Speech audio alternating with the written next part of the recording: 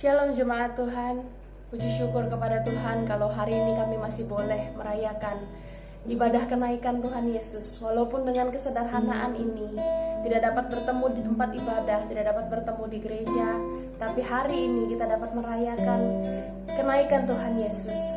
Biarlah lewat firman hari ini, lewat pujian hari ini, hidup kita dapat terus disucikan oleh darahnya Tuhan. Dilanjutkan nanti dengan perjamuan kudus, kiranya seluruh jemaat dapat terberkati. Mari kita naikkan satu pujian, sucikan dan kuduskan hati ini.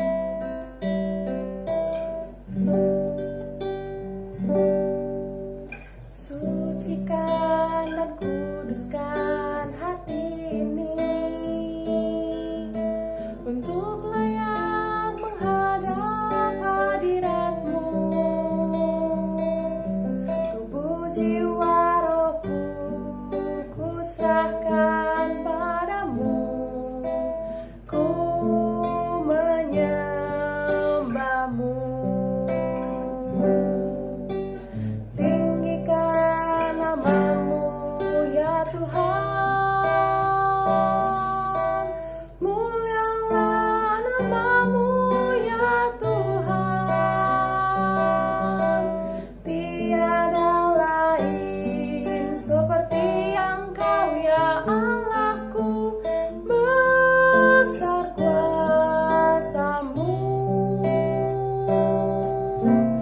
Tiada lain seperti Engkau ya Allahku, besar kuasa-Mu.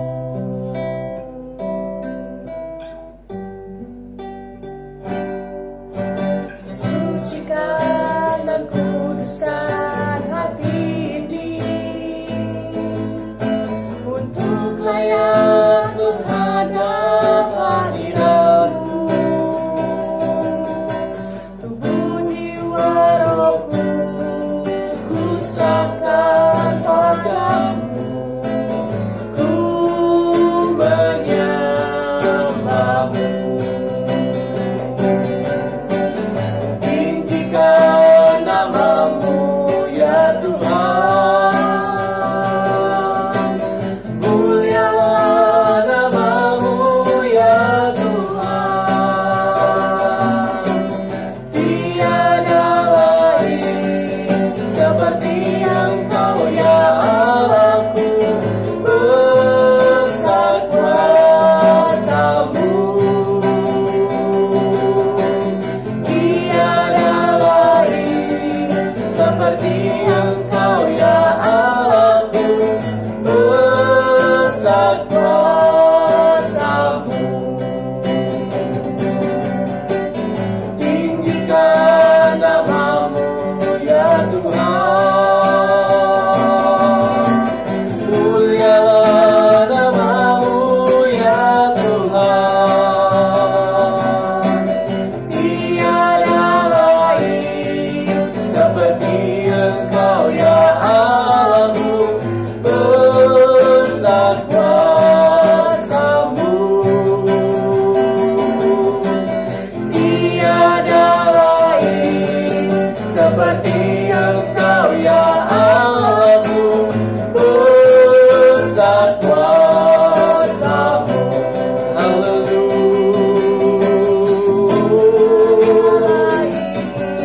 Seperti Engkau ya Allahku, besar kuasa-Mu.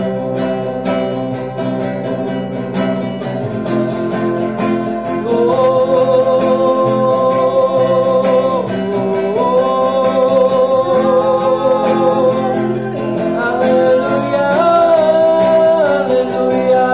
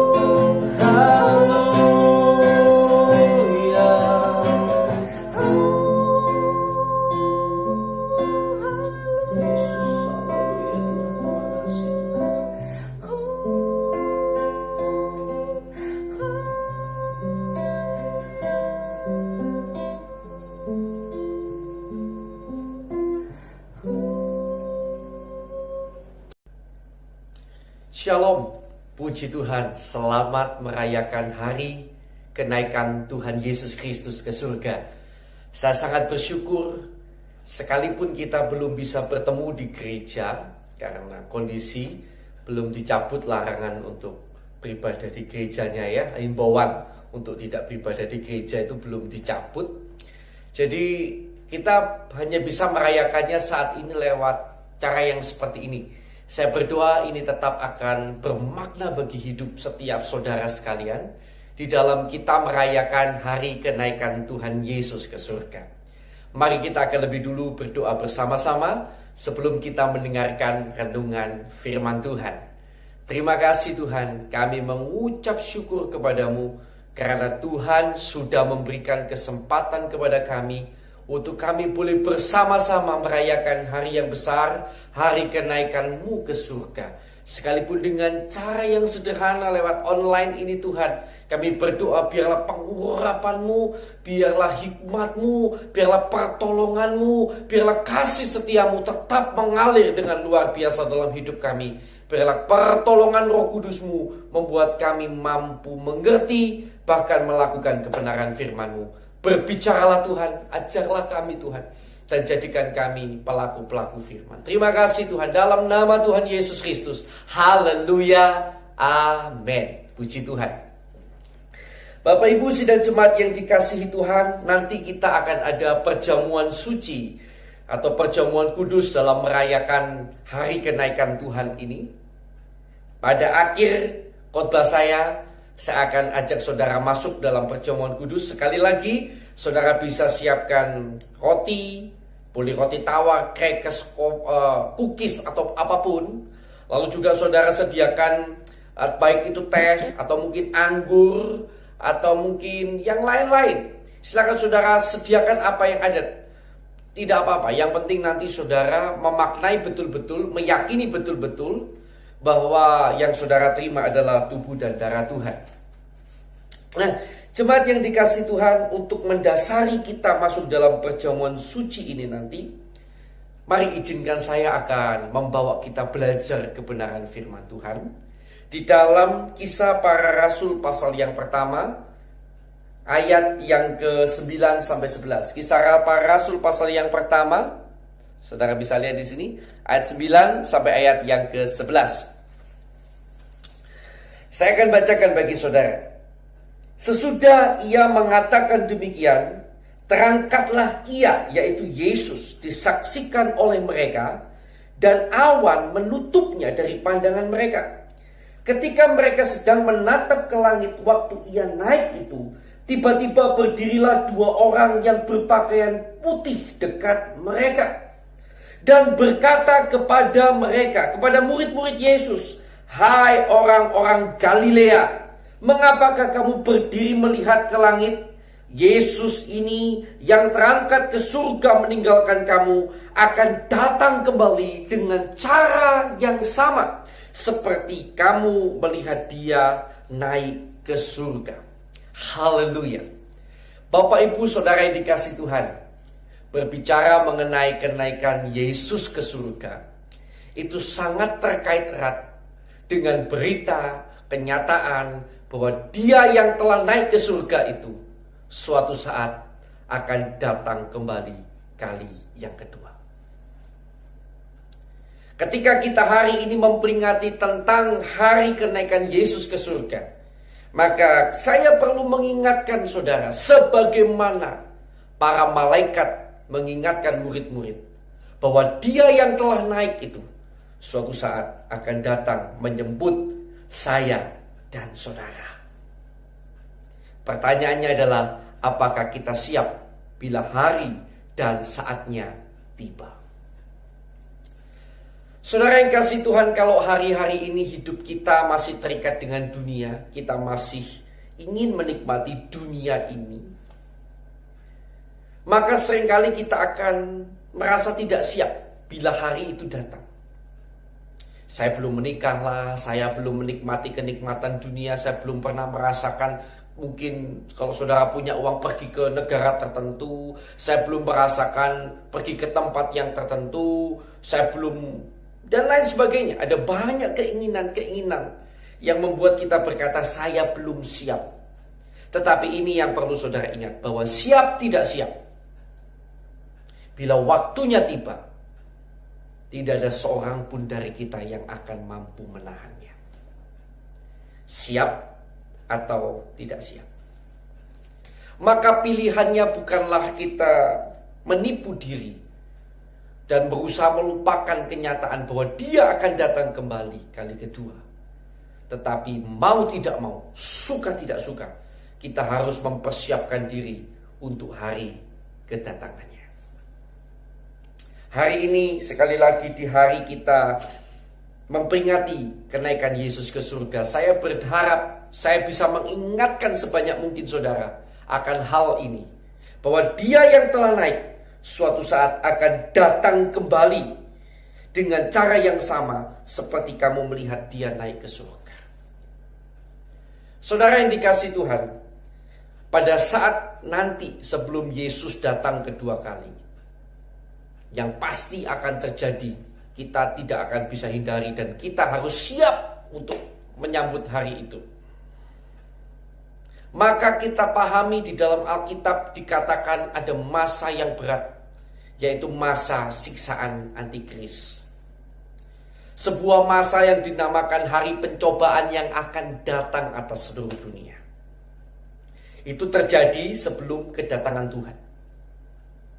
Dan saudara yang kasih Tuhan, para teolog ada terbagi dalam dua kelompok besar dalam hal ini.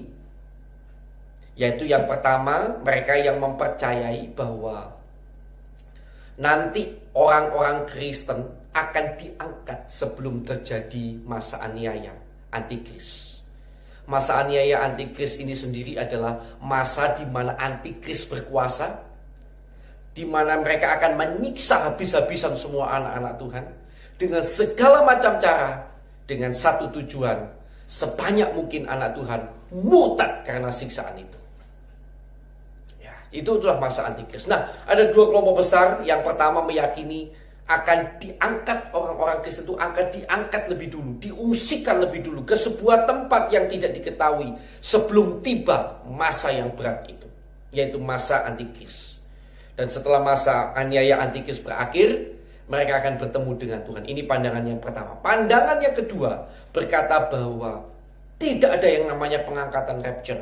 Orang Kristen akan alami masa aniaya antikris yang bertahan sampai pada kesudahannya. Itu akan melihat kemuliaan bersama-sama dengan Tuhan. Well, ada dua pandangan. Dan saya tidak mau kita bingung dengan mana yang benar, mana yang salah. Ya. Yang penting kita tahu bagaimana harus bersikap yang baik. Kita harus mempersiapkan diri tentang kedatangan Tuhan. Dan memang pasti kita semuanya takut menghadapi masa aniaya antikris itu. Kalau memang betul-betul tidak ada pengangkatan, siapa yang berani? Ya. Nah, tetapi para teolog yang berkata tentang tidak adanya pengangkatan ini juga punya dasar teologi yang cukup kuat. Ayat-ayat Alkitab pendukung yang cukup kuat. Nah, saudara, menyikapi hal ini, saya akan memberikan sebuah kunci yang menjadi kunci bagi saya pribadi untuk menghadapi waktu kedatangan Tuhan, di mana sebelum masa itu terjadi ada masa aniaya yang berat, yaitu masa aniaya antikris. Saya akan memberikan kunci yang saya yakini kepada saudara tentang bagaimana atau siapakah orang-orang yang akan dilepaskan Tuhan atau ditolong Tuhan di tengah masa yang berat itu, sehingga sanggup bertahan sampai akhirnya. Ya, saudara kasih Tuhan, saya akan ajak kita melihat bersama di dalam Wahyu pasal yang ketiga. Wahyu pasal yang ketiga. Kita lihat bersama-sama. Kita akan melihat pada jemaat di Philadelphia. Wahyu pasal 3 ayat 7 sampai ayat 10. Wahyu pasal 3 ya, ayat 7 sampai ayat ke-10.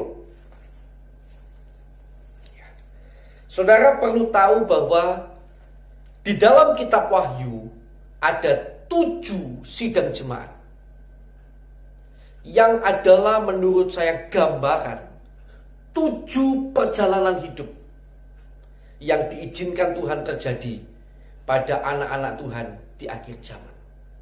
Ada yang diizinkan Tuhan dalam keadaan seperti Smyrna, ada yang diizinkan Tuhan dalam keadaan seperti Pergamus, Tiatira, Efesus, ya, dan ada yang diizinkan seperti Laodikia, Sardis, dan bahkan Philadelphia.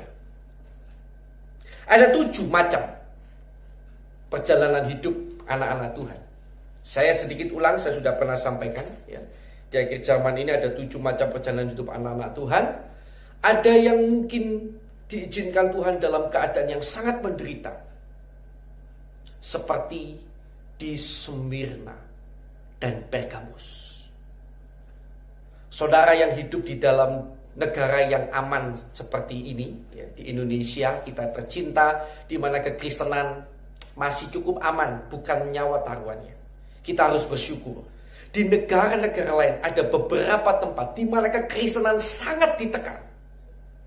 Seperti terjadi pada zaman di Smyrna, di Pergamus, di mana kalau saudara menjadi pengikut Kristus, bukan hanya saudara tidak bisa berdagang, tetapi nyawalah yang menjadi taruhan saudara. Itulah Smyrna, itulah Pergamus. Ada nggak orang-orang Kristen dalam keadaan begini? Ada. Mungkin dulu saudara anggap tidak ada, tetapi barusan di beberapa waktu lalu kita terbelalak semuanya matanya, melihat bagaimana kekejaman ISIS terhadap anak-anak Tuhan. Itu terjadi, saudara. Ya, dan itu seizin Tuhan. Dari 7 jemaat, ada 3 jemaat yang berada di daerah konflik yang berat, yaitu Smyrna, Pergamus, Tiatira. Kalau bedanya antara Smyrna, Pergamus dengan Tiatira, di Tiatira itu tidak sampai taruhan nyawa, tetapi saudara akan susah kaya, tidak bisa kaya. Karena apa tidak bisa kaya? Tidak bisa berdagang. Nah itu ya, itu keadaan jemaat di Tiatira. Karena mereka Kristen, mereka tidak bisa dagang. Akhirnya mereka miskin dan kemudian ya mati dalam kemiskinan. Ya, diizinkan Tuhan dalam kemiskinan. Itu kenyataannya.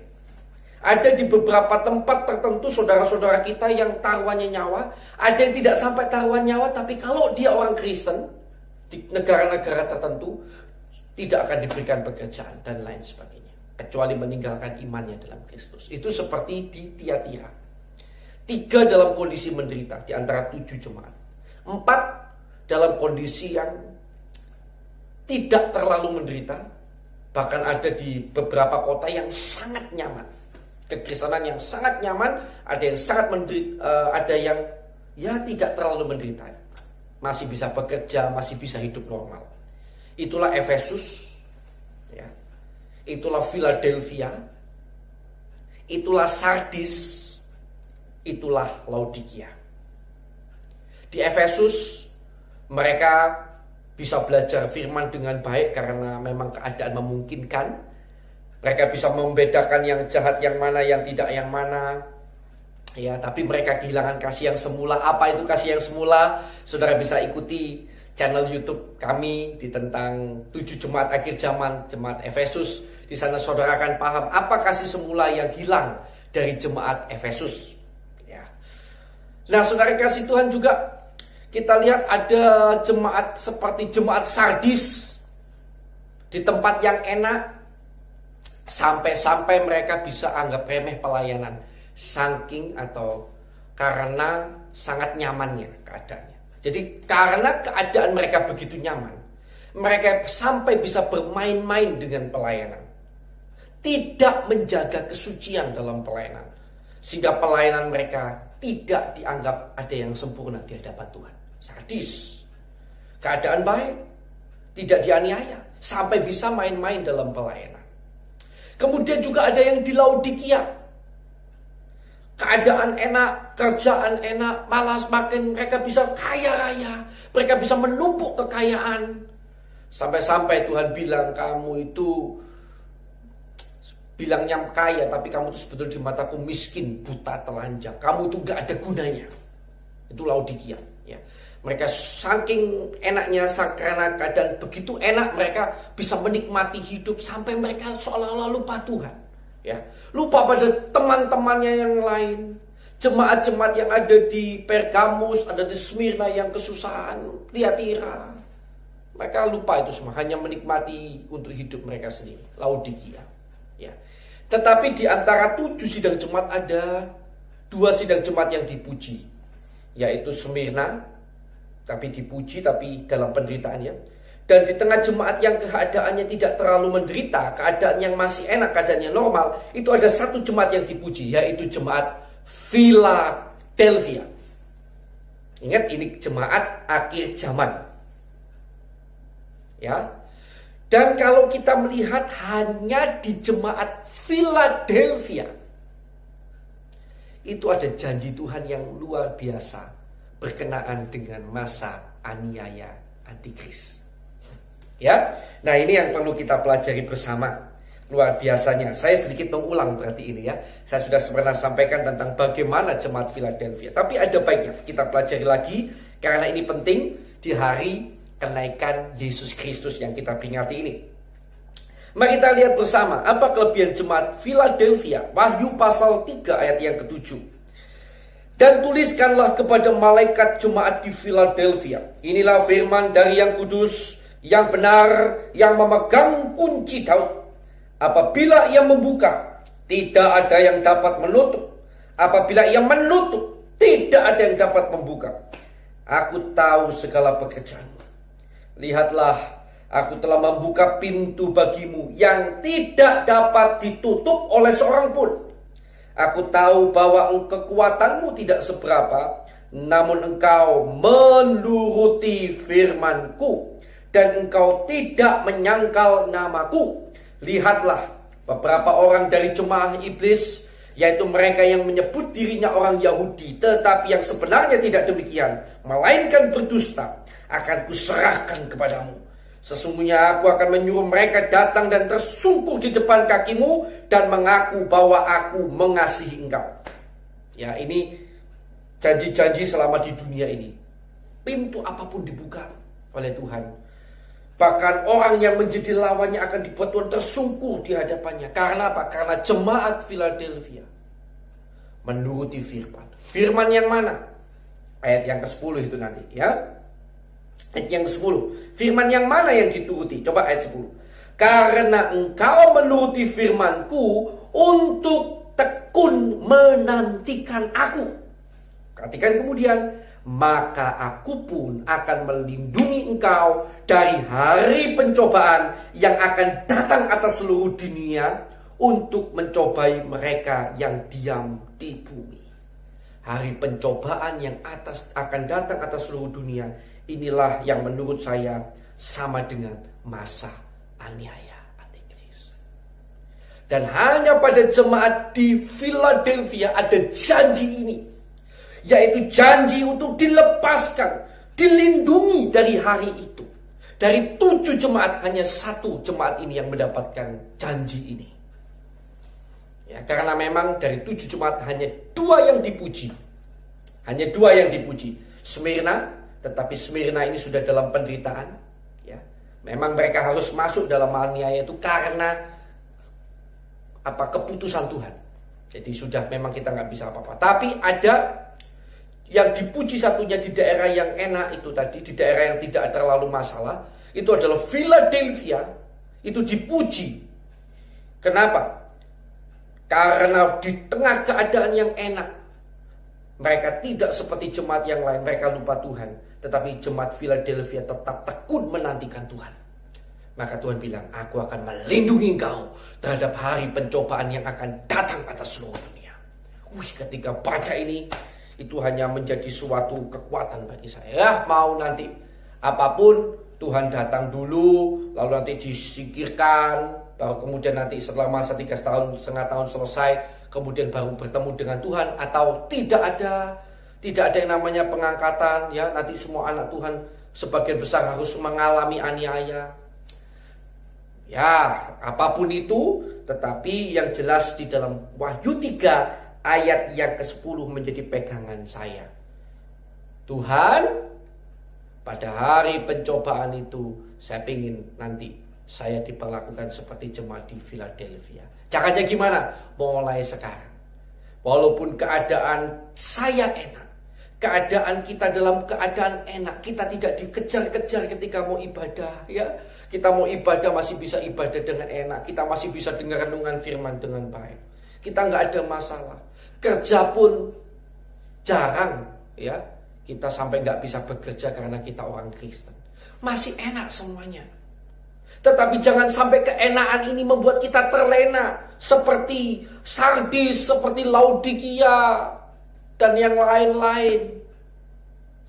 Tetapi kalau di tengah kondisi enak ini kita mampu seperti jemaat Philadelphia yang melakukan firman, yaitu tekun menantikan Tuhan.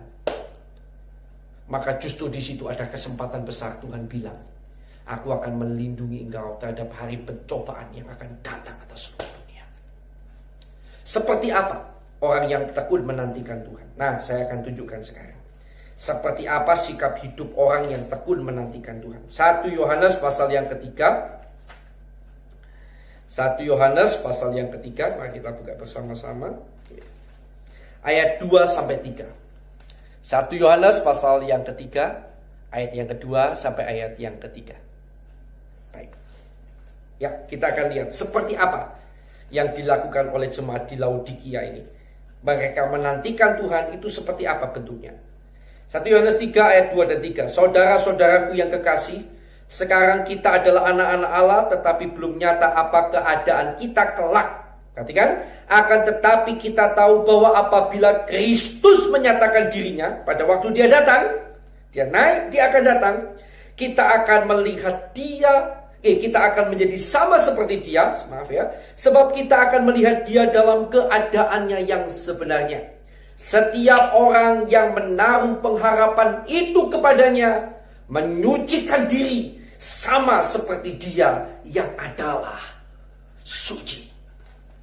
Setiap orang yang menantikan kedatangan Tuhan, menantikan hari kedatangannya, seperti jemaat di Philadelphia, menyucikan diri, sibuk menyucikan diri, sibuk membersihkan dirinya dari dosa, bukan sibuk mencari kekayaan atau sibuk bertahan hidup.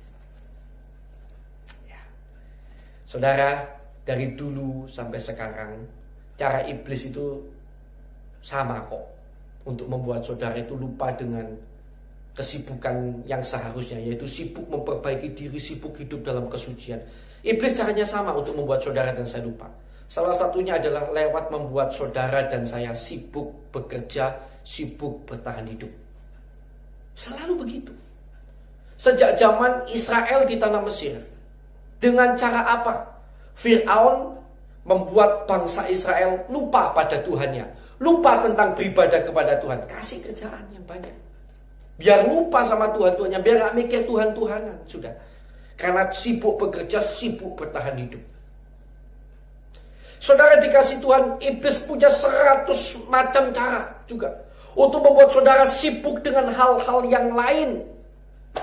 Sibuk menimbun kekayaan. Sibuk menyenangkan daging saudara. Untuk lupa pada kesibukan yang terpenting yang harusnya menjadi konsen kita dalam menanti kedatangan Tuhan. Yaitu harusnya kita sibuk menyucikan diri. Kita harusnya sibuk membersihkan diri kita. Dengan cara apa? Kita menyucikan diri. Kita disucikan. Yohanes 15 ayat 3. Baca nanti ya. Kamu memang sudah bersih. Suci itu bersih.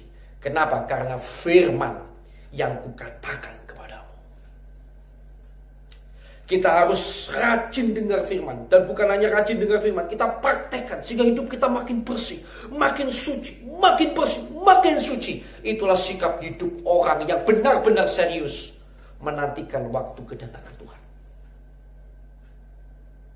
Saya pernah kasih contoh, bukankah kalau saudara yakin, tahu bahwa besok Tuhan akan datang, pasti hari ini, sekalipun saudara digoda luar biasa oleh wanita yang cantik, mungkin kalau bapak-bapak, atau uang yang banyak, atau apapun, saudara akan berketetapan hati. Besok Tuhan datang nih. Enggak ada. Kali ini enggak. Pasti gitu. Kenapa? Karena saudara tahu betapa pentingnya menjaga kesucian. Dan sikap hidup seperti ini yang mesti kita jaga. Inilah sikap hidup jemaat di Philadelphia. Di dunia ini Tuhan bilang segala pintu yang tertutup bagimu tak buka. Karena kamu turut firman. Dan nanti ketika masa pencobaan yang berat itu datang, aku akan melindungi engkau. Ya, saya kembali kepada firman hari ini. Kita memperingati hari kenaikan Yesus. Sekali lagi, Yesus yang telah naik, Dia akan datang kembali kali kedua. Siapkah saudara dan saya menyambut hari yang besar itu? Hari kedatangannya.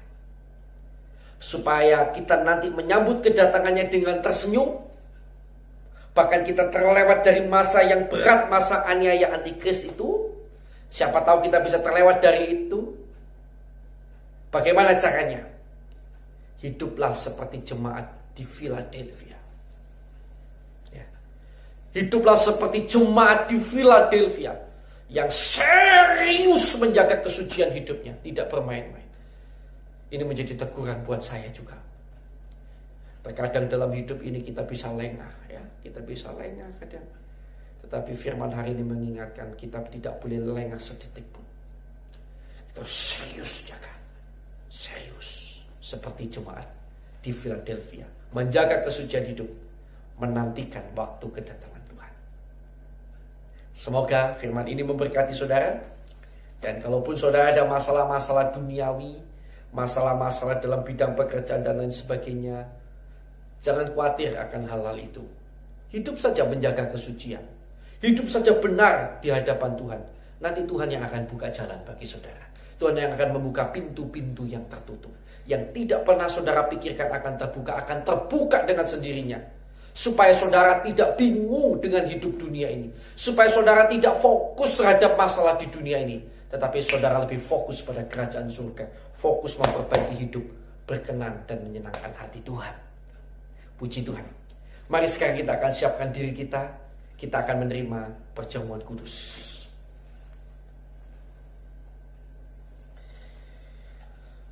Bapak Ibu sidang jemaat yang dikasihi Tuhan, mari kita akan berdoa lebih dulu bersama-sama. Angkatlah roti. Yang saudara harus yakini, inilah persekutuan dengan tubuh Kristus. Angkat roti ini, pegang dengan tangan kanan dan angkat.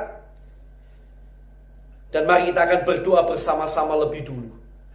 Tuhan Yesus, sekalipun kami kebaktian secara online, tetapi biarlah tidak mengurangi kadar iman kami sedikit pun.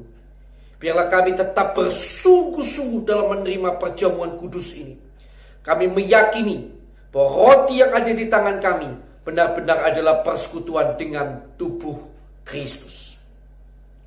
Saudara kasih Tuhan, dengarkanlah firman Tuhan. Apa yang kuteruskan kepadamu telah aku terima dari Tuhan, yaitu bahwa Tuhan Yesus pada malam waktu ia diserahkan, ia mengambil roti, dan sesudah itu ia memecah-mecahkannya dan berkata, inilah tubuhku yang diserahkan bagi kamu.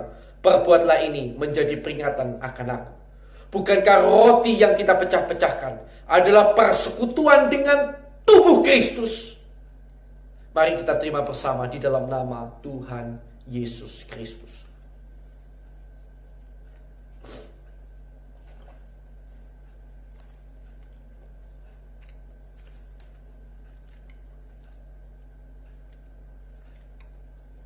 Dan saudara, mari angkat anggur cawan perjamuan.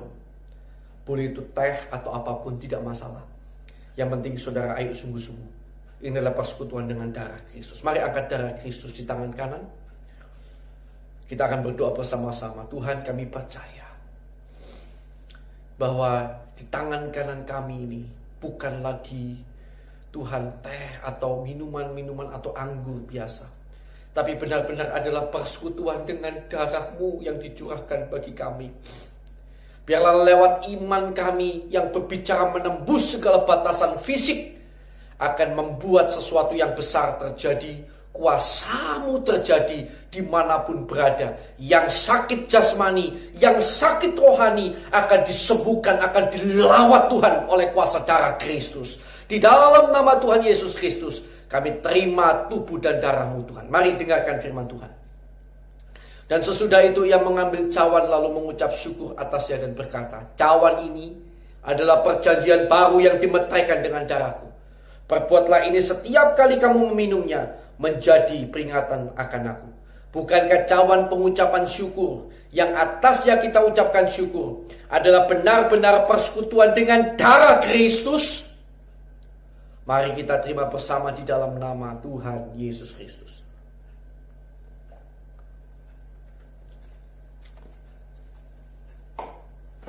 Haleluya. Haleluya. Oh, haleluya. Haleluya. Haleluya. Haleluya. Haleluya.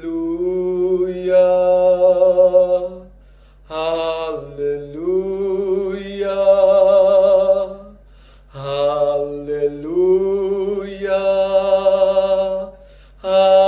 Haleluya. Haleluya. Haleluya. Haleluya.